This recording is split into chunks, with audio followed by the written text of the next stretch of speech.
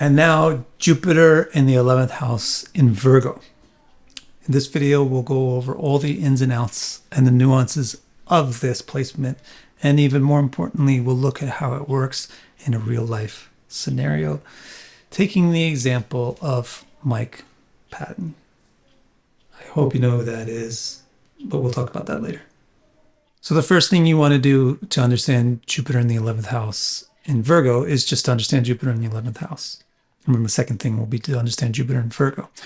So about Jupiter in the 11th house, that is exactly what the first episode of this series was all about. So if you want to understand that in all of its detail with all of its nuances, I've put a link to that video in the description below. For now, let's work with the summary of it. Jupiter in the 11th house signifies being wealthy, being a performer, or being very comfortable, being very outgoing, and also being very non-authoritarian. Now, what about Jupiter in Virgo? What does that symbolize?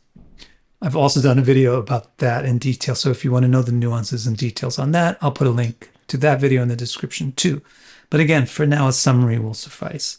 Jupiter in Virgo signifies being organized or organizationally oriented, being intelligent, especially verbally intelligent, and being pure or clean or fastidious.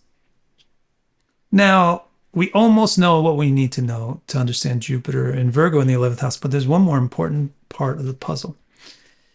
If Virgo is the 11th house, then Jupiter's signs, which are Sagittarius and Pisces, must be the 2nd and the 5th house.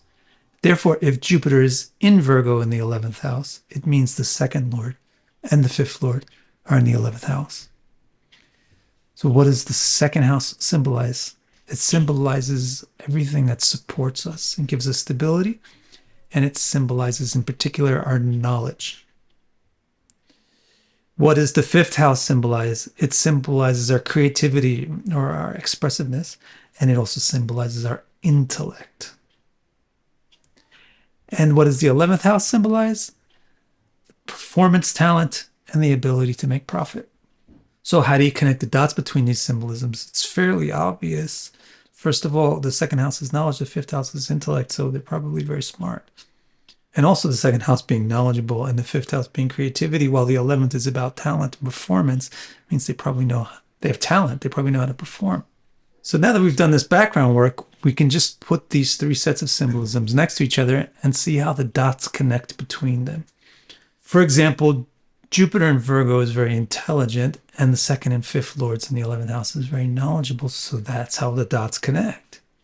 So therefore, we expect people with Jupiter in Virgo in the 11th house to be very intelligent. And it's a particular type of intelligence. It's a very studious intelligence. They will be well-read and well-spoken, and they're probably good with languages and words. Another very important way that the dots are connecting between all this symbolism is that Jupiter in the 11th is non-authoritarian, while Jupiter in Virgo is organizational. Now, in case you don't see the link up between that, organization means hierarchy.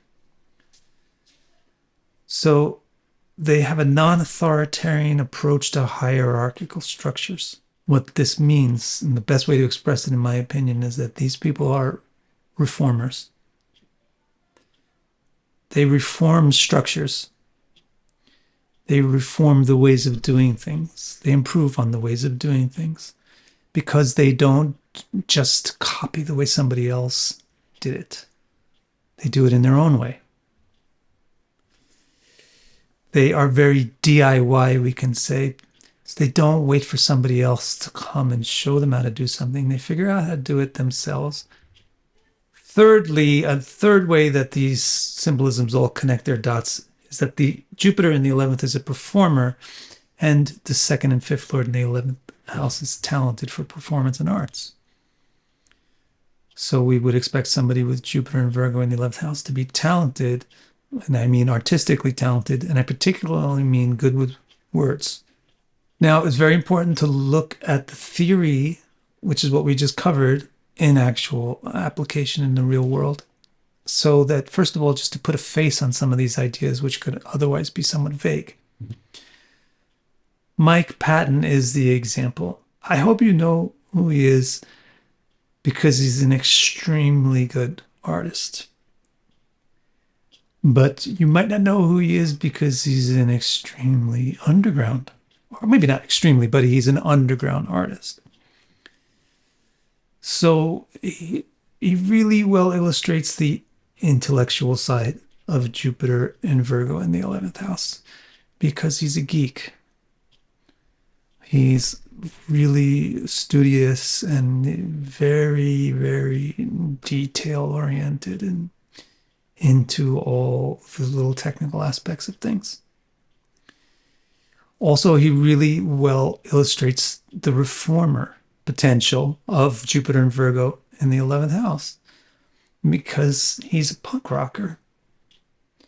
So he's reforming the whole concept of entertainment. He's reforming the whole concept of the entertainment industry. Do it yourself is the whole punk ethic. He really, really, really, really, really will. And that's why I hope that people know who he is, because he's not just a punk rocker, but he's one of the most talented and creative punk rockers that there is. So very, very artistic, very good at singing, very good at music in general. So it really illustrates having talent, especially with words. Now, why is he so talented? If you have Jupiter and Virgo in the 11th house, would you be as talented as Mike Patton, since he has Jupiter and Virgo in the 11th house? Yes, if you have the exact same chart that he has.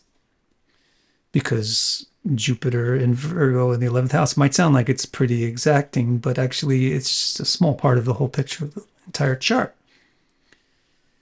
So what is it about his chart that you might look for in your chart to see if you're similarly artistic as him?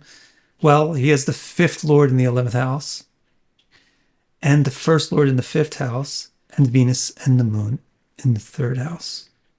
So I always talk about this when it comes to artists. You always will see the third and fifth and 11th connect and be very significantly good, because those are the very important houses for artists. The 11th is about your ability to perform. The fifth is about what you're going to perform, your creativity. And the third is about your initiative to perform and also your dexterity in performances. So look at how he's got them all lit up and connected. His first lord is in the fifth house. His fifth lord is in the 11th house. And he's got the two beautiful artistic planets, Venus and Moon, in the third house. Furthermore, he has a very good fifth and third houses. Why? Because the fifth lord, Jupiter, is across the street. It's opposite to the fifth house, and it's always very good for a house to be aspected by its own lord. Similarly, the third lord, Saturn, is around the corner exactly from. So it's also the third lord aspecting the third house. And on that account, the 11th house is great because it has Jupiter in it. The third house is great because it's aspected by its lord. And the fifth house is also great because it's aspected by its lord and has the first house.